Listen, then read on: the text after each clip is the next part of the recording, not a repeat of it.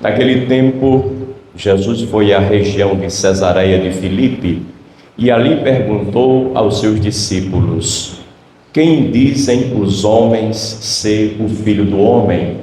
Eles responderam: alguns dizem que é João Batista, outros que é Elias, outros ainda que é Jeremias ou algum dos profetas. Então Jesus lhes perguntou: e vós? Quem dizeis que eu sou? Simão Pedro respondeu: tu és o Messias, o Filho do Deus vivo. Respondendo, Jesus lhe disse: feliz és tu, Simão, filho de Jonas, porque não foi um ser humano que te revelou isso, mas o meu Pai que está no céu. Por isso eu te digo que tu és Pedro, e sobre esta pedra construirei a minha igreja, e o poder do inferno nunca poderá vencê-la. Eu te darei as chaves do reino dos céus. Tudo o que ligares na terra será ligado nos céus. Tudo o que desligares na terra será desligado nos céus.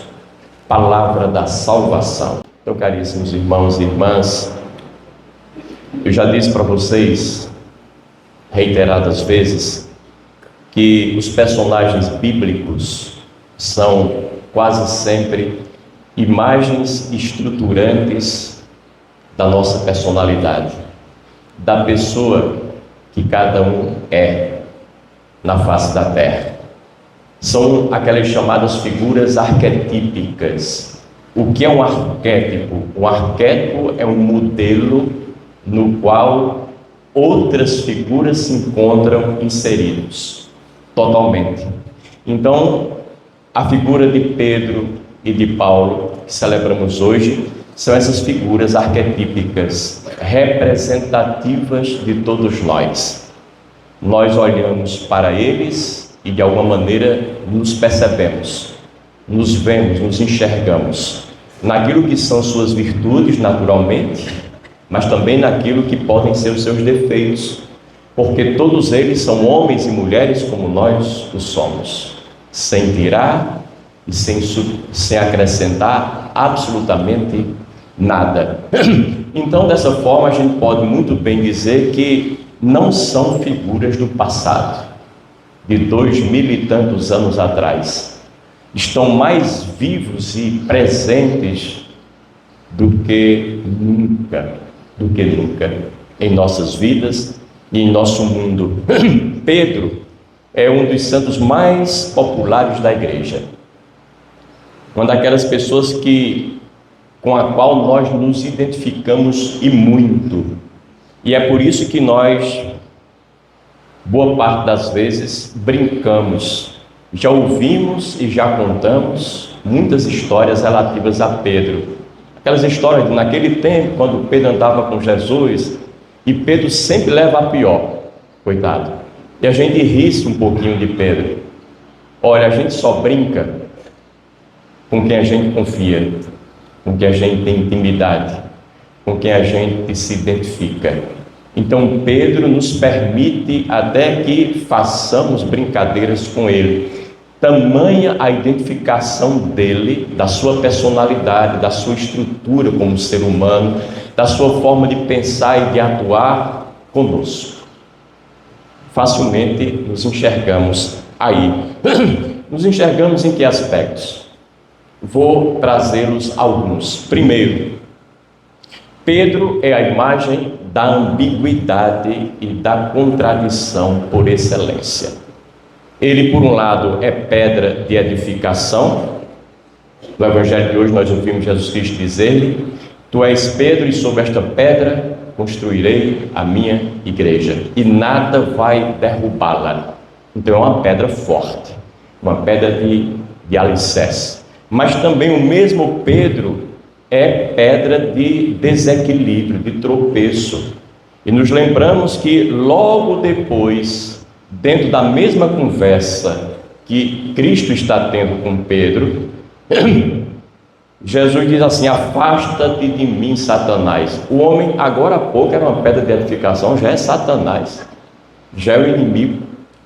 Pedro é a contradição por natureza, por excelência. ele brota contradição e ambiguidade em todos os seus poros. Nós não somos tão diferentes assim. Aquele homem que era tão valente, intrépido na defesa do seu mestre, que foi capaz de tirar da bainha a espada e cortar a orelha de um soldado mau.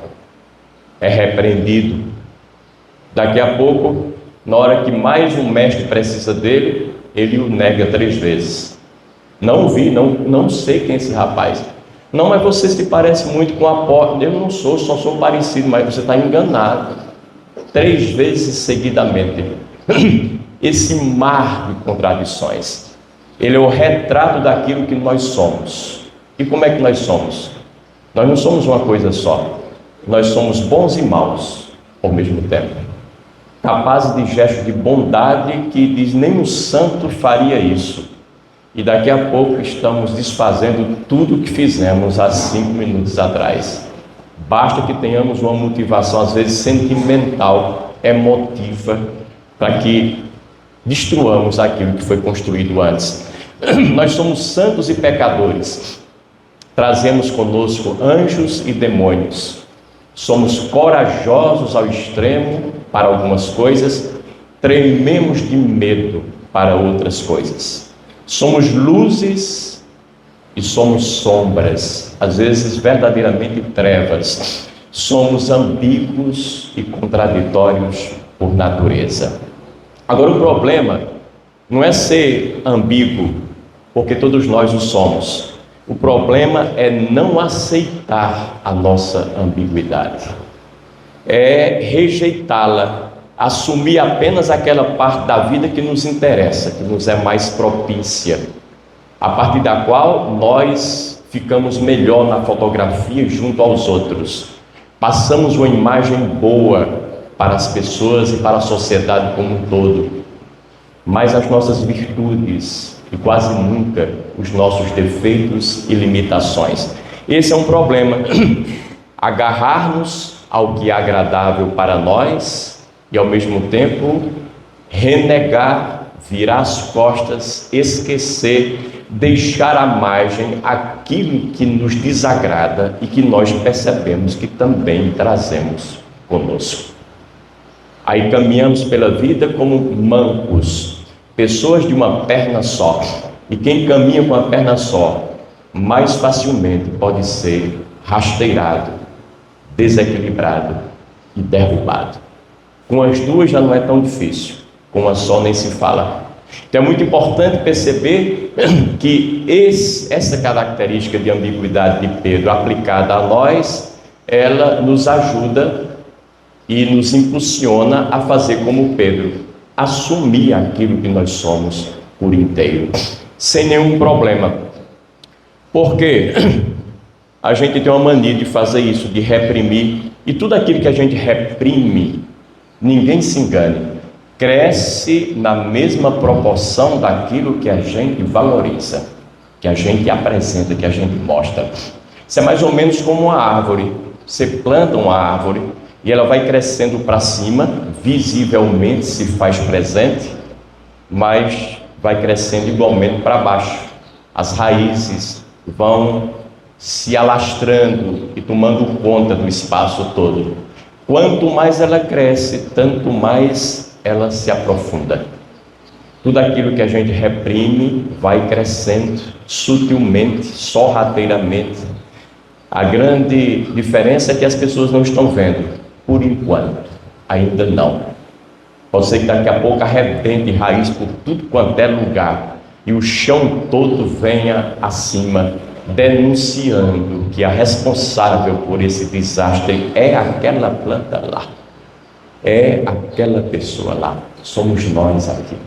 Então não adianta reprimir absolutamente nada em nós. É muito importante reconhecer, aceitar, assimilar, incorporar o que somos nós, sem fantasias, sem ficções, sem ilusões, sem nada que não seja verdadeiro e autêntico. Por quê? Porque todos nós temos um certo grau de bipolaridade. E não é problema a gente assumir isso. E hoje, mais do que nunca, a bipolaridade está muito em voga. Meu pai contava aquela história do homem que foi no médico, no psiquiatra, estava muito preocupado, disse: doutor, eu vim aqui porque de vez em quando, doutor, eu penso que eu sou duas pessoas. E o médico disse para ele: então vamos sentar aqui nós quatro e conversar.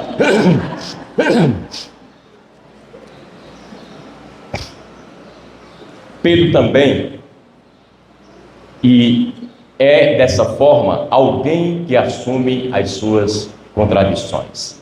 Dizia um poeta que eu tive o prazer de conhecer: me contradigo porque eu sou vasto, sou amplo. Só os estreitos não se contradizem, porém continuarão pagando um alto preço da sua estreiteza. Continuarão sendo pequenininhos, mínimos, quando a vida pede o máximo de nós. Não tenhamos medo das nossas contradições. Por que é que temos tanto medo de sermos flagrados em alguma contradição? Ah, você disse isso agora, mas eu me lembro que no ano passado você disse diferente. Você está com essa posição agora, mas há 4 anos atrás, quando nós conversamos, você defendeu exatamente o contrário que está defendendo agora. Você fez isso agora, mas sempre disse que era para fazer distintamente. Foi que houve essa contradição. Você é uma fraude? Você é um mentiroso? Nós temos muito medo de sermos flagrados em ambiguidades. Ora, tudo em nós, dentro e fora, está em transformação. Tudo, pelo menos deve estar. Assumir nossas contradições e ambiguidades não é outra coisa senão estar abertos e aceitar as mudanças que se impõem na vida, ora de fora para dentro, ora de dentro para fora. É caminhar rumo à maturidade, à plena consciência, à amplidão que somos nós. É acolher a nossa impermanência. Em outras palavras, trata-se aqui da necessidade que temos de superar sempre aquilo que somos, aquilo que fazemos, seja de bom ou de ruim. E superar não é negar o que a gente pensava antes, o que a gente dizia antes, o que a gente fazia antes. Superar é não parar naquilo que a gente pensava no ano passado, há 3 anos atrás, naquilo que a gente dizia a vida inteira, naquilo que a gente fez a maior parte do tempo. É não parar, porque nós estamos em progressão, nós estamos em evolução, nós estamos em crescimento. Quando eu repito a mesma coisa 20 ou 30 anos, eu não estou dizendo que eu sou um homem honesto, sou uma pessoa direita, digna de dar confiança dos outros, que eu sou verdadeiro e autêntico. Quando eu repito tudo o tempo inteiro, eu estou sendo um fanático. Porque, como eu dizia na semana passada, fanático é aquele que nunca muda de tema, de assunto. Você se encontra com ele 1000 vezes ao longo de 40 anos e a conversa é a mesma. O sujeito não muda, não evoluiu, não acrescentou nada aos seus miolos, aos seus sentimentos, à sua vida como um todo. Então as contradições, elas são muito positivas quando elas expressam uma caminhada em curso, uma evolução em processo. E é preciso que a gente tenha essa lucidez em relação a ela. Me lembro que quando eu escrevi meu livro de parapsicologia, 1994, eu terminei o livro. E aí fui colocar na editora e passaram-se uns 15 dias até a editora receber direitinho e tal. Nesses 15 dias eu mudei o livro 4 vezes. Aí eu fui, coloquei lá. Quando cheguei em casa, pensei uma coisa diferente lá de um capítulo. Aí liguei para a editora, se não tem condições de fazer um acréscimo lá. Isso ainda tem. Eu disse: bom, eu vou deixar por aqui, porque senão eu não vou publicar esse livro. Toda hora eu estou com uma coisa diferente para acrescentar, para reformar, remodelar, uma ideia nova. Eu digo: vou deixar o livro aí, que ele seja publicado, e ele é fruto de um tempo da minha vida, de um pensamento, de um momento meu na minha reflexão. Depois eu vou acrescentando com artigos e com outros livros, se for o caso. Mas eu não vou agora ficar mudando o livro toda hora, senão eu não publico nunca. Isso é exatamente o que pode acontecer com a gente. A gente não deve parar no lugar onde a gente está e na forma de viver que a gente sempre viveu. Deve evoluir o tempo inteiro, ainda que tenha 90 ou 100 anos de idade, porque a evolução não é uma coisa que está ligada só ao corpo e principalmente a ele. É uma questão de alma, é uma questão de abertura para a vida que respira em nós até o último momento da nossa respiração. Então é preciso evoluir o tempo inteiro. Essa consciência das nossas ambiguidades e contradições, ela precisa ser projetada na relação com as outras pessoas todas. Se eu sou contraditório e ambíguo, eu tenho que perceber que quem mora comigo na minha casa também tem o direito à contradição e à ambiguidade. Não é um direito apenas meu, é um direito de todos. E eu preciso respeitar esse direito e conviver com ele. Por quê? Porque todos trazemos coisas boas e outras coisas que não são tão boas assim. Todos, indiscutivelmente. Mas isso não faz de nós pessoas boas ou pessoas más. Isso apenas faz de nós o que nós somos, seres humanos, simplesmente.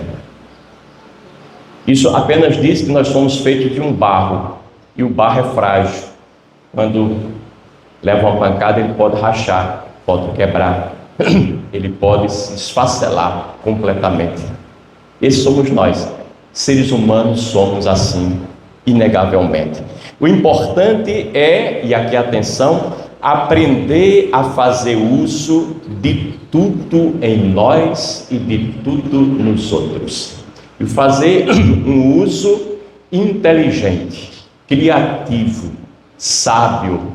Não é um uso qualquer, porque usar nós usamos aquilo que vem dos outros e aquilo que emana de nós. Agora, às vezes, é um uso irrefletido, é irracional, é um uso muito mais emotivo, é muito mais na base do impulso, do momento, do nosso sentimento, e aí tudo vai por água abaixo. Usar de maneira consciente, sábia, inteligente, aquilo que vem de nós, aquilo que percebemos e que vem dos outros. Digo isso em relação a mim, por exemplo, e sempre faço isso com as pessoas. Detesto que me vejam como um santo, como uma pessoa perfeita. Gosto muito que vejam alguns dos meus defeitos, não todos, mas alguns.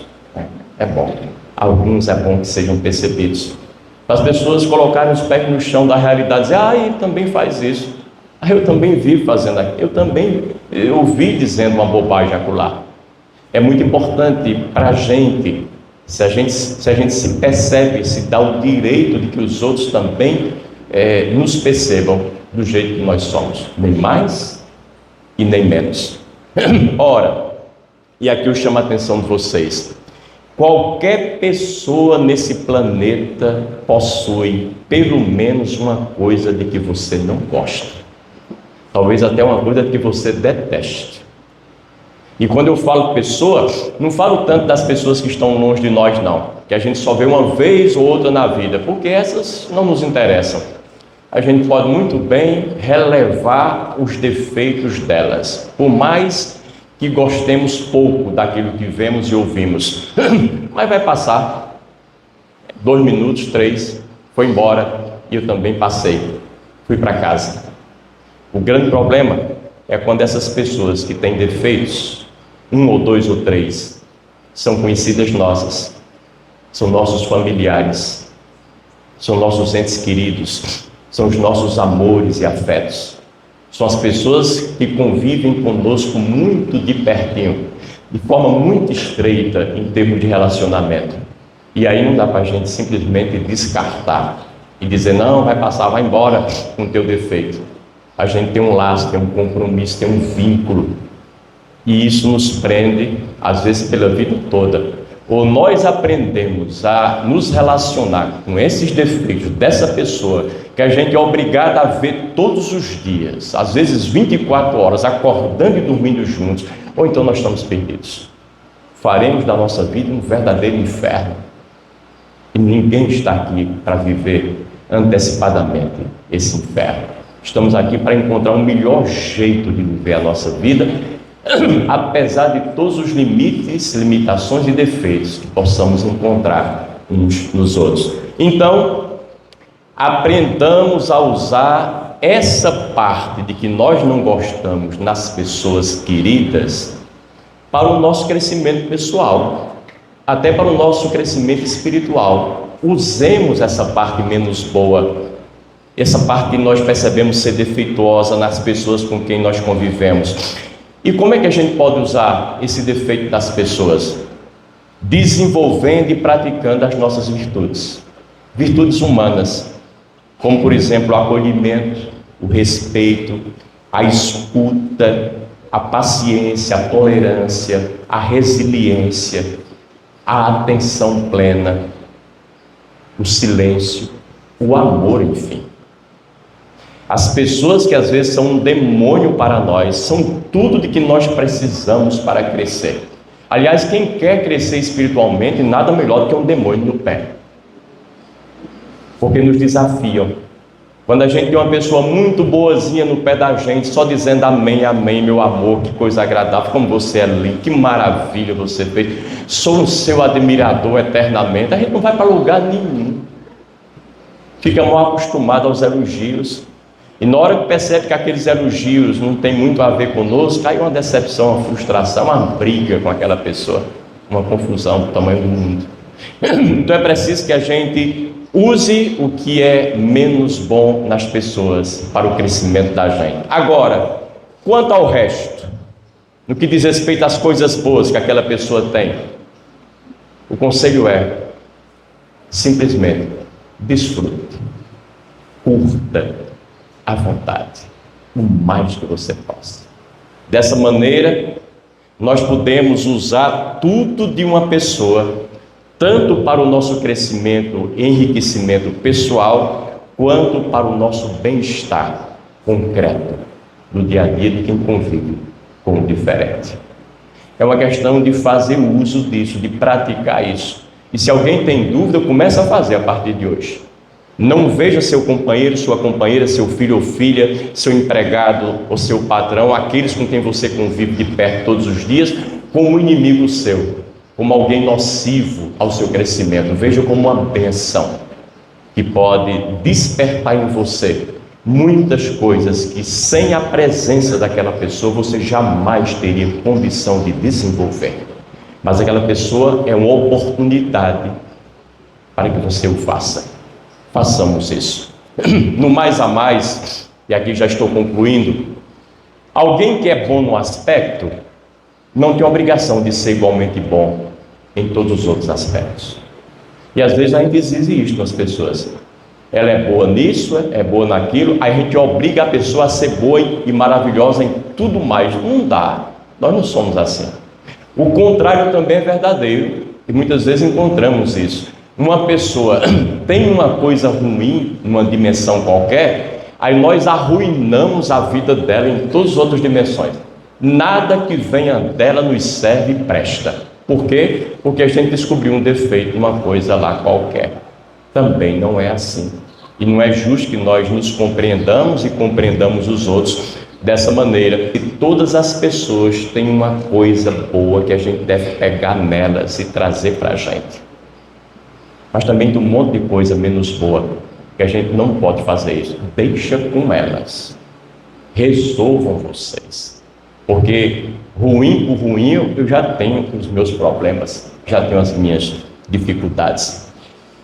Evangélicos, muita gente diz, os evangélicos são isso e isso. Os evangélicos têm uma coisa que a gente não tem como católico. Tem coragem, tem disponibilidade, tem entusiasmo, tem convicção no que diz, tem força de vontade.